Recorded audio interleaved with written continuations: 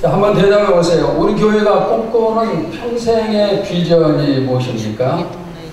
사도행전적인 교회, 명품교회, 지도자 교회. 그리고 얼마 전부터 제가 한 가지가 더 추가되었다 이렇게 말씀을 드렸는데, 주는 교회, 나누는 교회, 이렇게 한 가지가 더 추가가 되었습니다. 저는 주는 것이 참 좋습니다. 그래서 자꾸 주고 싶고 대접하고 싶습니다. 음식점에서 식사를 할 때 다른 사람에게 대접을 받으면 뭔가 기분이 찜찜합니다. 그러나 제가 계산을 하면 기분이 너무 좋아요. 물론 계산을 함으로 통장에는 어쩌면 마이너스가 찍혀 있을지도 모르지만은 그래도 기분은 좋아요. 근데 제가 주는 것이 좋아진 데는 아주 오래전에 받은 도전이 있습니다. 정말 아주 수십 년 전인데 제가 신학생이 되면서 굳게 결심한 일이 있습니다. 내가 주는 사람이 되고 앞으로 교회를 개척하면은 주는 교회가 되어야겠다. 이런 다짐을 했는데, 이 다짐을 하기 전에는 제가 가진 것이 별로 없기 때문에 뭘 줄 수 있겠는가, 그런 생각을 했습니다. 그러던 가운데 두 사람에게 제가 도전을 많이 받았는데, 신학대학 1학년 때 어느 동생이 어려운 교회를 방문하면 항상 헌금을 하고 그 교회 또 목회자 자녀들을 위해서 선물을 사가는 것을 봤습니다. 그걸 보면서 그 모습이 너무나 아름다웠습니다. 그리고 또 한 사람은 바로 위에 형 되시는 삼일교회 목사님이 잘 섬기는 것, 나누는 모습을 보면서 나도 이렇게 목회를 해야겠다 그런 생각을 했습니다. 그리고 그 이후에 주기에 힘을 썼고 또 교회를 개척한 다음에 주는 일에 최선을 다했습니다. 주는 사람이 되자, 주는 교회가 되자, 이런 말을 하면은 흔히 떠오르는 생각이 내가 줄 게 있어야 주지, 이런 생각을 하게 될 겁니다. 그러나 우리에게 정말 줄 것이 없는가? 내정마비 시인인 송명희 씨가 작사한 복음송 가사, 여러분이 잘 알고 있는 복음송인데, 자, 우리 화면에 나오는 가사를 보면서 한번 같이 소리내어 읽도록 합시다. 시작. 나 가진 정을 없으나, 나 남이 가진 지식이 없으나, 나 남에게 있는 건강 잊지 않으나, 나 남이 없는 것 있으니, 나 남이 못 본 것을 보았고, 나 남이 듣지 못한 음성을 들었고, 나 남이 받지 못한 사랑을 받았고, 나 남이 모르는 거 깨달았네. 공평하신 하나님이 나 남이 가진 것 없지만 공평하신 하나님이 나 남이 없는 것 갖게 하셨네. 내성마비 사람이 줄 게 뭐가 있겠어요. 그런데 본인은 남이 갖고 있지 않는 것을 있다면서 그것을 하나님이 주셨다 고백을 합니다. 그러면서 전국 교회를 다니면서 간증 집회를 하고 있습니다. 몸이 아픈 환자가 자기 몸을 이용해 줄 게 있다면은 건강한 몸을 가진 사람은 줄 게 얼마나 많겠습니까? 꼭 유명한 사람이 되어야 줍니까? 세상에서 성공한 사람만 주고 큰 교회만 주는 것입니까? 또 돈이 많아야 주는 것인가? 그게 아니에요. 누구든지 다 줄 수가 있습니다. 올해도 며칠 전부터 구세군 자선 넓이가 등장을 했어요. 그래서 올해는 어느 해보다도 혼란스럽고 경기가 어렵기 때문에 모금액이 많이 줄 것이다 이렇게 추측을 하지만, 그런데 이상한 것은 경기가 안 좋을수록 그런 때마다 모금액이 더 많아진다는 사실. 왜 그랬을까요? 어려운 사람들이 자기보다 더 어려운 사람을 걱정하면서 나누기 때문이에요. 요즘 며칠 동안 여의도를 비롯해서 전국에서 대통령 탄핵 집회가 열렸습니다. 그런데 이 외국인들도 많이 참석을 했는데 그들이 놀란 사실이 있습니다. 뭐냐면은 이렇게 수많은 사람들이 모이는데 그 주변에서 장사하는 사람들이 많다는 것입니다. 외국에서는 대규모 집회가 열리면은 주변 가게들이 전부 다 문을 닫아요. 왜냐하면 폭동이 일어나서 가게를 침탈하기 때문에. 그런데 우리나라는 오히려 주변에 장사하는 사람들이 많이 생기고, 그 다음에 또 또 더 놀라운 것은 뭐냐면은 그런 가게들이 커피도 빵도 그리고 핫팩도 전부 다 무료로 공짜로 나눠준다는 거예요. 왜 그럴까요? 왜 그렇게 나눌 수가 있을까요? 집회에 참석하지 못한 사람들이 그런 가게에 일서 돈을 보내는 거예요. 온라인을 통해서 내가 1000만 원 보낼 테니까 그 액수만큼 이제 참석한 사람들에게 커피를 주세요. 뭐 도시락을 주세요. 빵을 주세요. 이렇게 참석한 사람들이 외국에 있는 우리 외국에 나가 있는 한국 사람들도 많이 참석을 하고 또 물론 국내에서도 많이 참석을 하는 거죠. 이런 걸 보면서 외국 사람들이 너무너무 놀란다는 겁니다. 그 다음에 또 집회가 끝나면은 쓰레기 하나도 남지 않고 전부 다 쓰레기 주워가고 그리고 화장실 들어가는데도 1시간 정도 줄을 섰는데도 질서정연하게 화장실을 사용을 하고 없어서 못 주는 게 아니에요. 누구든지 주고자 하는 마음을 갖는다면 줄 것을 찾을 수가 있습니다.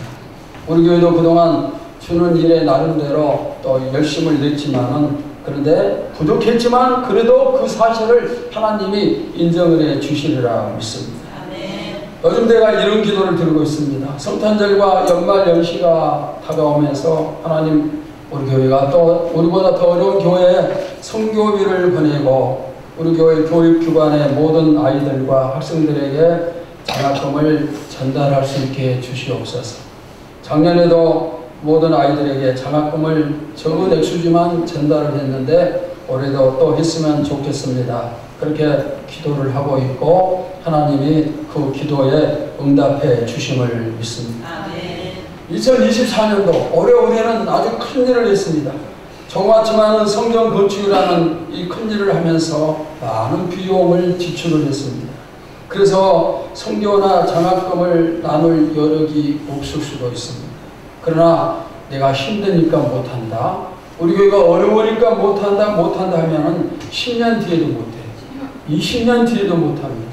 그러면은 우리 교회는 절대로 나누는 교회가 되지 못하겠죠. 어려울수록 나눔에 힘쓰라는 것이 성경의 가르침입니다. 왜 그렇게 가르칩니까?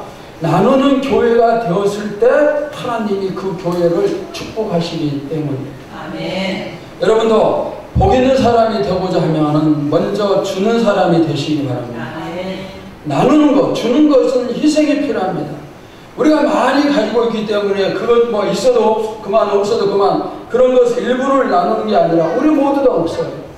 그러니까 우리가 나누는 것은 희생입니다. 그런데 이렇게 희생하면서 나누는 것은 너무너무 아름다운 것입니다. 비록 적은 것일지라도 주고받는 양쪽 모두에게 얼마나 힘이 되고 뿌듯한지 모르겠죠.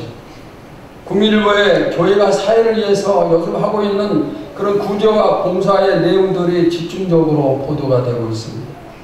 우리나라에 어려운 큰 문제가 있을 때마다 교회가 먼저 나섰습니다. 수고도 하고 또 헌금도 모아서 보내고 그리고 지금도 매일 이른 새벽에 일찍 일어나서 노숙자들에게 따뜻한 밥 한 그릇 대접하기 위해서 많은 교회들이 수고를 하고 있습니다. 그 밥 한 그릇이 많은 노숙자를 살리는 겁니다. 교회가 그런 일을 하지 않으면 그들이 끼니를 이을 길이 없고 그래서 재정이 어려운 교회임에도 불구하고 교회들이 그런 일을 하고 있습니다. 마치 주님께서 배고파 어쩔 줄 몰라 하는 백성들에게 오병이어의 기적으로 배고픔을 채워주시는 것과 같아요. 예수님의 사랑의 정신이 우리의 것이 되기를 바랍니다. 예수님의 사랑을 실천하는 우리가 되기를 바랍니다. 없으니까 못하는 게 아니에요. 있든 없든 마음이 없기 때문에 못합니다. 나에게 하고자 하는 마음만 있으면 얼마든지 줄 수가 있습니다. 자, 오늘은 힐링 시리즈 8번째 시간으로 어떻게 하면 우리가 물질적인 축복을 받고 기타 여러 가지 축복을 받을 수 있는가 그 부분에 대한 내용입니다. 어떻게 해야 받을 수가 있는가? 자, 몇 가지 살피면은 첫째, 적은 것이라도 나누시기 바랍니다. 여러분, 큰 것 나누려고 생각하지 마세요. 적은 것, 아주 적은 것 하나를 나눈다 이런 생각하면 됩니다. 일말에 콩 한 쪽이라도 나눈다는 말이 있습니다. 나누는 것이 꼭 많아야 나누는가? 그게 아니에요. 오늘 본문을 보십시오. 이스라엘 지역에 오랫동안 가뭄이 들었습니다. 오랜 기간 동안 수년 동안 가뭄이 들었으니 얼마나 많은 사람이 굶어 죽겠습니까? 사르밧 땅의 과부에게도 마찬가지입니다. 죽음이 임박했습니다. 부자들도 먹을 게 없어서 이제 전부 다 죽어가는데 이 가난한 과부에게 무슨 마땅할 수가 있겠습니까? 그래서 마지막으로 남은 가루 조금과 기름 몇 방울로 떡을 만들어 아들과 함께 먹은 다음에 그 다음에는 이제 죽을 작정을 하고 있는 겁니다. 그런데 그때 하나님의 선지자 엘리야가 이 여인을 찾아와서 말을 합니다. 나에게 떡을 달라. 나에게 떡을 만들어 나를 대접하라. 마치 엘리야는 벼룩의 간을 빼먹는 사람처럼 그렇게 보여요. 저는 이 본문으로 설교를 할 때마다 목사로서 되게 민망함을 느낍니다.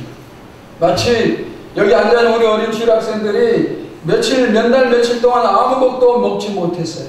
2살, 3살 된 아이들이 아무것도 먹지 못해서 너무너무 배가 고픈데 누군가가 그 아이를 불쌍히 여겨가지고 조그만 빵 하나를 줬어요. 근데 제가 가서 야, 내가 목사니까 먼저 먹어야 돼. 이렇게 빼앗아요. 얼마나 그게 민망스럽습니까? 면목 없는 짓거리입니다. 또한 다르게 비유를 한다면 여러분들이 몇 달 동안 공감은 되지 못하고 쌓여 있습니다. 쌀통에 쌀이 떨어지고 자녀들 학원도 보내지도 못하고. 그런데 제가 여러분에게 얘기합니다. 이럴 때일수록 11조도 하고 헌금도 많이 해야 하나님이 축복하셔요. 바로 이렇게 강요하는 것 같은 그런 느낌. 오늘 엘리야가 그런 사람처럼 보이죠. 그런데 이 여인은 엘리야를 대접을 합니다. 이 극한 상황 속에서 하나님의 선지자 엘리야를 배려한다는 것, 그게 비록 그가 하나님의 사람일지라도 그게 가능하겠는가? 그러나 여인은 했어요. 이 여인이 우리가 똑같이 평범한 이 여인이 할 수 있다면 우리도 할 수 있고 또 해야 됨을 믿습니다. 말만 하면 안 됩니다. 배고픈 사람을 보고 얼마나 배가 고프겠느냐, 빨리 집에 가서 밥을 먹어라, 이렇게 말해주는 건 사랑이 아니에요. 지금 쌀이 없어서 몇 날 며칠 먹지 못하는데 집에 가서 밥 먹어라, 이렇게 말하는 것은 아무 도움이 되지 않습니다. 사랑이 무엇입니까? 이웃을 내 몸처럼 사랑하는 것입니다. 내가 배고플 때 만사를 제쳐놓고 먼저 먹는 것처럼 이웃이 배고플 때 그렇게 먹도록 나눠주는 것, 그것이 바로 사랑이에요. 나눔의 명령은 부자들이나 큰 교회에만 주신 게 아니고 모든 믿는 자들, 모든 교회에 주신 하나님의 명령입니다. 그러니까 이 명령에 당연히 우리 교회도 포함되고 여러분도 저도 포함이 되는 거예요. 우리 교회 나눔이 점점 많아지기를 간절히 소원합니다. 그러기 위해서 어떻게 해야 될까요? 이렇게 소원하고 기도만 한다고 해서 되는 게 아니에요. 어떻게 해야 될까요? 여러분의 동참이 필수적입니다. 헌금으로 동참을 하고 기도를 동참을 하고 그럴 때 그걸로 우리가 나눌 수가 있어요. 주님은 적은 것을 받으시고 큰 것을 주십니다. 그러니 주님께 투자하는 것보다 더 수익이 많이 나는 투자는 없습니다. 사르밧 과부는 떡 하나, 조그만 떡 한 조각을 대접했을 뿐이지만은 그로 인해서 가뭄이 끝나기까지 떡을 먹을 수가 있었어요. 다른 사람들은 굶어 죽는데 이 과부와 아들은 죽지 않고 살 수가 있었어요. 만약에 이 여인이 엘리야의 요청을 거부했다면 어떻게 됐을까요? 이제 떡을 만들고 그 떡으로 아들과 반쪽씩 나눠서 먹었겠죠. 그 다음에 뭐예요? 죽기를 기다리는 거예요. 우리가 복을 받기 위해서 주는 것은 아니에요. 그러나 복 있는 사람이 되기 위해서는 주어야 됩니다. 나눠야 됩니다. 그랬을 때 30배, 60배, 100배의 축복을 받을 수가 있어요. 여러분과 제가 또 우리 교회가 주는 것, 나누는 일에 힘을 써서 많은 축복을 받을 수 있기를 주님의 이름으로 축원합니다. 특별히 지금은 1년 중에 가장 나눠야 될 그런 때가 됐어요. 성탄절을 맞이하면서 주님이 우리에게 자신을 주시기 위해서 오신 것처럼 우리도 우리의 주변을 살피면서 이 성탄절의 뜻이 있도록 한 가지 정도 꼭 나눌 수 있기를 간절히 소원합니다. 자, 두 번째는 상대방의 말을 들어주시기 바랍니다. 돈이나 물건만 주는 게 아닙니다. 말을 들어주는 것도 주는 것입니다. 우리 몸의 지체 중에서 무엇이 가장 힘이 있을까요? 뭐가 가장 힘이 있죠? 혀. 즉 말은 사람을 죽이기도 하고 살리기도 하는 그런 힘이 있습니다. 돈보다 더 힘 있는 게 말입니다. 사람들은 되게 자기가 가지고 있는 최고로 힘 있는 것을 그것을 무기를 가지고 사용을 합니다. 그러니까 돈이 많은 사람은 돈을 무기로 삼아서 사람들을 모으고 그걸 이용해서 성공하고 더 많은 돈을 벌어요. 대학 교수들은 자신의 학문을 무기로 사용을 합니다. 그러면은 모든 사람들이 무기로 사용하는 게 무엇일까요? 말이에요. 왜냐하면 말은 내가 가진 것 중에서 가장 힘이 있기 때문입니다. 지식이 없는 사람이 지식 있는 사람 상대가 되지 못하고 돈 없는 사람이 돈 많은 사람 상대가 되지 못합니다. 상대가 안 됩니다. 그러나 말은 누구든지 상대할 수 있어요. 누구든지 말로는 무슨 말이든지 전부 다 할 수 있고 말로는 무엇이든지 전부 다 될 수가 있어요. 말로는 여러분이 하나님도 될 수 있고 여러분이 세계에서 제일 가는 부자가 될 수가 있어요. 말로는. 그러니까 이 말은 누구든지 상대할 수 있고 말로는 누구하고든지 맞짱을 뜰 수가 있어요. 그런데 문제가 있습니다. 무엇인가? 모든 사람들이 전부 다 말을 많이 한다는 거예요. 너도 나도 모두가 말을 많이 합니다. 그러니까 내 말을 들어줄 사람이 없어요. 그러면 듣는 것과 말하는 것 중에서 어느 것이 더 유리할까요? 여러분, 성경은 말이 많으면 허물이 많아진다 그랬습니다. 그러니까 말을 하지 말라는 것이 말을 많이 하지 말라는 것이 성경의 가르침입니다. 자, 가위바위보를 할 때 누가 이길까요? 자, 두 사람씩 한번 짝을 지어보세요. 두 사람이 짝을 지어보고 가위바위보 한번 해봐요. 자, 한번 해보세요. 지는 사람이 오늘 저녁 사주는 거. 됐어요? 여러분하고 제가 가위바위보를 하면은 제가 100번 하면 100번 다 이길 수 있어요. 어떻게 하면 될까? 여러분보다 제가 0.5초만 늦게 내는데 가위바위보 하면은 보고 제가 주먹을 내는 거예요. 또 볼을 내면 제가 또 가위를 내는 거예요. 0.5초만 늦게 하면은 전부 다 이깁니다. 상대방의 패를 알면 백전백승이에요. 말도 마찬가지예요. 상대방의 말을 들어주면은 그 사람의 패가 보이고 그 패를 내가 알면은 얼마든지 대응을 할 수가 있습니다. 그런데 나이가 많든 적든 너도 나도 말을 하고 싶은 사람은 많은데 들어주는 사람은 적어요. 자, 이제부터는 여러분들이 말을 들어주는 성도 되시기를 바랍니다. 내가 들어주기만 해도 아주 좋은 친구가 됩니다. 들어주는 사람이 말하는 사람에게 이기는 거예요. 그리고 말을 들어주는 사람은 누구도 그런 사람을 싫어하지 않아요. 그래서 듣는 사람이 말 많이 하는 사람보다 훨씬 더 지혜로운 사람이고 복 있는 사람입니다. 여러분들이 혹시 때로는 저 사람이 말할 때 지겨울 때가 있어요. 한 번 말을 하면 뭐 30분, 1시간 쉬지 않고 하는 그런 사람이 분명히 많이 있어요. 그래도 그냥 억지로 들어주면 좋겠죠. 내가 할 말이 있더라도 먼저 들어준 다음에 말을 하면 좋아요. 예수님이 그 방법을 사용하셨어요. 내가 너에게 무엇을 해주기를 원하느냐? 먼저 주님이 상대방이 말하도록 질문을 던집니다. 그 다음에 듣고 난 다음에 문제를 해결해 주시는 겁니다. 이것이 바로 예수님의 대화의 방법이에요. 2025년에는 특별히 듣기에 힘을 써서 복을 받는 성도들 되시기를 바랍니다. 그러면 말을 들어주는 사람이 받는 복이 무엇일까요? 내가 다른 사람의 말을 들어주면 예수님께서 내 소원을 들어주십니다. 여러분은 다른 사람 말을 들어주고 예수님은 내 말을 들어주십니다. 자, 세 번째, 웃음을 주시기 바랍니다. 웃는 얼굴에 못 뱉는다? 침 못 뱉는다. 그런 말이 있습니다. 여러분에게 세상 살아가면서 웃을 일이 얼마나 있습니까? 많습니까? 적습니까? 웃음은 기쁨과 관계가 있습니다. 사실 웃는 것이 순교 아니에요. 자, 언제 웃음이 나옵니까? 마음이 기쁠 때 웃음이 나오죠. 그런데 우리의 삶 자체가 고난입니다. 쉬지 않고 몰려오는 파도처럼 고난이나 고통이나 아픔이나 문제가 쉴 새가 없어요. 또 먹고 사는 문제가 결코 쉬운 게 아니죠. 우리 가운데 먹고 사는 문제로부터 자유함을 얻은 사람이 과연 있겠습니까? 삶 자체가 너무 힘들기 때문에 웃을 일이 별로 없어요. 그러니까 늘 인상을 쓰면서 살겠죠. 교회 안에서도 마찬가지예요. 어떤 사람의 얼굴을 보면은 근심이 가득해.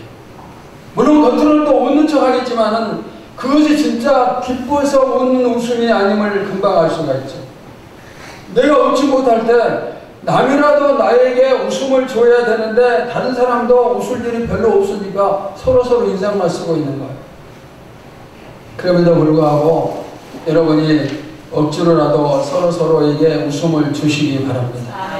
보는 사람마다 웃어주시기 바랍니다. 억지로라도 웃어주면은 그게 별것 아닌 것 같지만은 아주 중요한 영향을 끼칩니다. 그러면 어떻게 웃을 수 있습니까?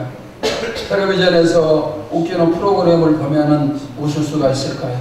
그렇게라도 웃으면 좋겠지만은 그런데 그런 웃음은 영양가 있는 웃음이 아니고 한 번 웃고 끝이에요. 여러분에게 주님이 주시는 은혜와 평강이 있습니까? 그 은혜와 평강으로 다른 사람에게 웃음을 선물하시기 바랍니다. 그러면은 여러분의 진심 어린 기쁨이 분명히 전달되겠죠. 진심은 언제든지 통하는 법입니다. 저는 2025년에 우리 교회와 우리 성도들에 대한 기대치가 참 큽니다. 여러분이 내년에 잘 됨을 믿습니다. 축복을 받고 웃을 일이 많음을 믿습니다. 이제 웃을 일이 많아질 때 그 웃음을 나 혼자만 가지고 나 혼자만 웃지 마시고 이웃에게 그 웃음을 웃어주시기 바랍니다. 여러분 한 사람 한 사람이 웃어줄 때 우리 교회가 웃음이 넘치겠죠. 웃음이 넘치면은 행복이 찾아옵니다. 행복한 가정, 행복한 교회는 웃음에서부터 시작이 됩니다. 웃지 않고 마음이 서글픈데 행복하겠습니까? 세상 살면서 웃을 일이 별로 없는데 늘 웃고 산다면 얼마나 좋은 것입니까? 그러니까 일단은 억지로라도 웃기를 시작해야 돼요. 그러면 실제로 웃을 일이 많이 생김을 믿습니다. 나에게 힘든 일이 생기면 그 표정이 얼굴에 나타나는데 이제는 이웃을 위해서 억지로 인상 쓰지 말고 웃어줘야 돼요. 교회에서는 목사나 장로나 안수집사, 권사 등 중직자는 인상 쓸 일이 있어도 잘 쓰지 않아요. 왜 그럴까요? 내가 인상 쓰면은 다른 사람들이 그 인상 쓰는 것을 보고 마음이 심각해지겠죠. 마음이 편치 않겠죠. 그래서 교회 중직자들은 힘든 일이 있어도 웃어야 돼요. 그러면은 직분을 받은 사람만 그래야 되는가? 평신도들은 마음대로 인상 쓰고 그냥 큰 소리 치고 분위기 흐려도 괜찮는가? 그게 아니에요. 모두 다 똑같아요. 똑같이 해야 됩니다. 우리 교회 모든 성도들은 교회 올 때는 늘 웃음을 가지고 오시기 바랍니다. 억지로라도 웃음에서 들어오면 진짜 웃음이 된다고 그랬죠. 저는 성도들 가운데 어떤 사람이 얼굴에 근심 걱정이 가득하고 인상 쓰고 있는 그런 모습을 보면은 제 마음에 걱정이 막 커져요. 저 사람이 왜 그럴까?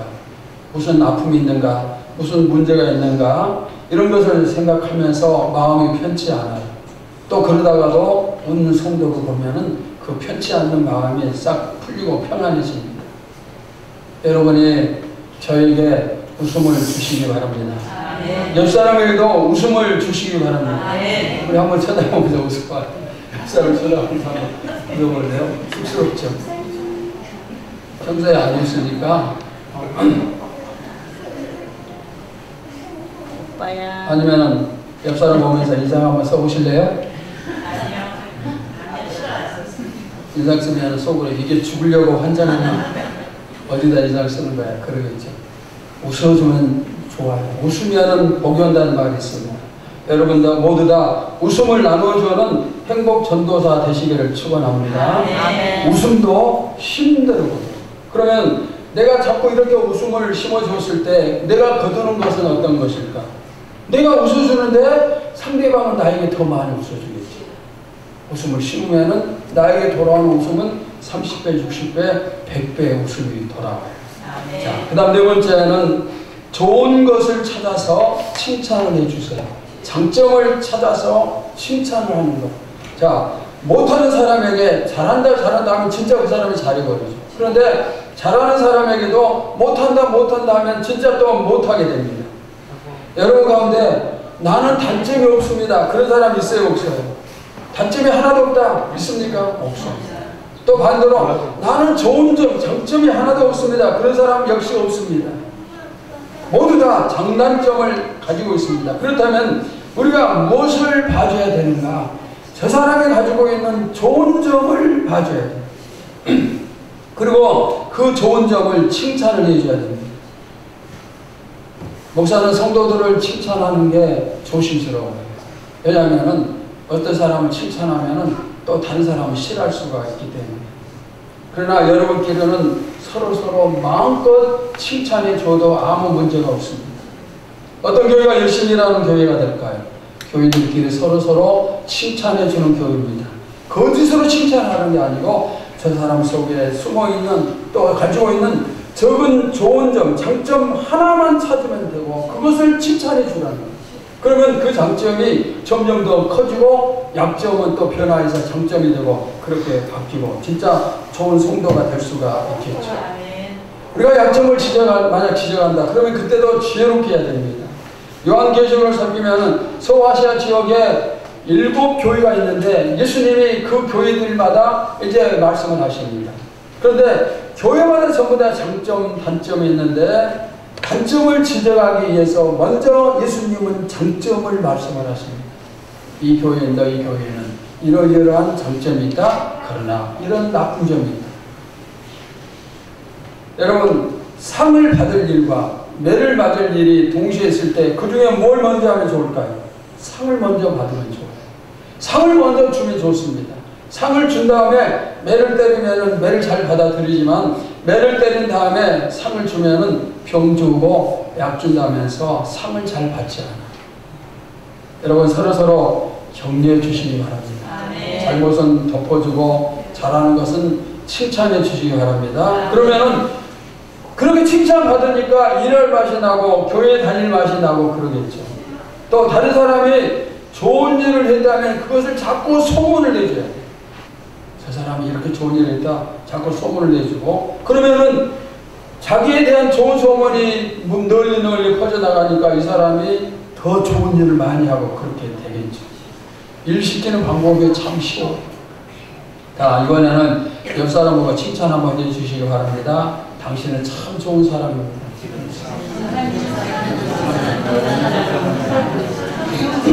참 잘났습니다. 당신은 참 잘났습니다. 오빠야는 참 좋은 사람입니다. 아멘. 참 좋은 사람입니다. 더 이야기했죠. 구조가 참 멋있습니다. 참 멋있습니다. 참 멋있습니다. 전부 해요. 옆 사람. 참 멋있습니다. 당신 믿음이 너무 좋습니다. 믿음이 너무 좋습니다. 상 많이 받을 것입니다. 상 많이 받으십니다. 믿음이 많이 받을 것입니다. 예, 여러분에게 제가 이런 게 시키겠어요. 칭찬받고 싶으면 먼저 칭찬을 심어야 되는 거예요. 내가 이 사람 칭찬하면 이 사람이 나에게 30번은 더 이상 칭찬하지 않겠어요. 성경의 법칙이에요. 오늘 여러분들이 억지로라도 옆 사람 칭찬했으니까 이제 그 칭찬이 30배, 60배, 100배로 여러분에게 돌아옴을 믿습니다. 하여튼 장점을 찾아서 자꾸 칭찬을 해줘요. 자, 마지막 5번째는 십자가와 부활을 주시기 바랍니다. 우리가 세상에 줄 수 있는 것들이 많이 있는데 그 중에서 가장 좋은 선물, 가장 좋은 것은 뭘까요? 복음이에요. 복음보다 더 좋은 선물은 없어요. 그럼 복음이 무엇입니까? 예수님의 십자가와 부활을 요약한 것이 바로 복음이에요. 자, 여러분이 누군가에게 100억 원의 돈을 선물로 받았다 칩시다. 우리 이종태 형제 오늘 예배 드리고 있는데 누가 100억 원 선물을 받았어요. 선물을 줬어요. 그러면서 얘기를 해요. 그 사람은 내가 너에게 100억 원을 줄 테니까 대신 너 예수 믿지 말고 천국 가지 말아라. 둘중 어떤 거 선택하겠어요? 참 선택하기 어렵죠. 저처럼 교회 오래 다닌 사람, 목사님 되면 당연히 영생을 선택하겠지만 처음 믿은 사람에게 100억 원을 준다? 그러면은 천국 대신 선택할 사람이 많을 거예요. 그런데 여러분과 저는 이 땅에 모든 돈을 다 준다 할지라도 그거 선택하지 않고 하나님을 선택한 성도가 될 수 있음을 믿습니다. 아멘. 내가 전 재산, 내가 가지고 있는 모든 재산을 가난한 사람을 돕는 데 사용했다 할지라도 그 사람에게 내가 복음을 전하지 않았다면 그것은 헛것이다. 성경이 그렇게 말씀해요. 내 몸을 불사르는 데 내어줬다 할지라도 사랑을 실천하지 않으면 헛것입니다. 가장 큰 사랑은 복음을 주는 거예요. 아멘. 전도하는 것입니다. 아멘. 여러분, 복음을 전하면은 교회는 부흥을 해요. 왜? 전도, 복음을 싣기 때문에 그것을 거두니까 당연히 부흥을 합니다. 우리 교회 성도들이 전도부장, 우리 강성애 집사님을 중심으로 해서 전도하기 위해서 뜨개질도 하고 열심히 일하고 있는데, 근데 이제 뜨개질하고 기도하는 데서 그치지 말고 준비되면 그 다음에 뭐예요? 나가야 돼. 그걸 가지고 나가서 예수 믿고 구원 받으라. 전해야 돼. 내년에는 열심히 전도를 하시고 또 그래서 많은 열매를 거둘 수 있기를 주님의 이름으로 축원합니다. 우리가 기도 열심히 하고 전도를 위해서 준비했다면은 그 다음에는 나가야 됩니다. 우리가 이곳에서 새로운 산지를 허락을 받았습니다. 얼마나 감사하고 기뻤는지 모르는데 우리끼리만 하면 안 되죠. 우리끼리가 좋습니다. 그것은 성경이 아니에요. 우리가 좋으면은 그 다음에 나가서 이 좋은 것을 함께 누리는 사람이 많아져야 돼요. 그것이 전도를 통해서 이루어지는 것입니다. 사실 여러분 솔직하게 말해서 이 좋은 교회 누가 찾아오겠습니까? 누가 찾아오겠어요?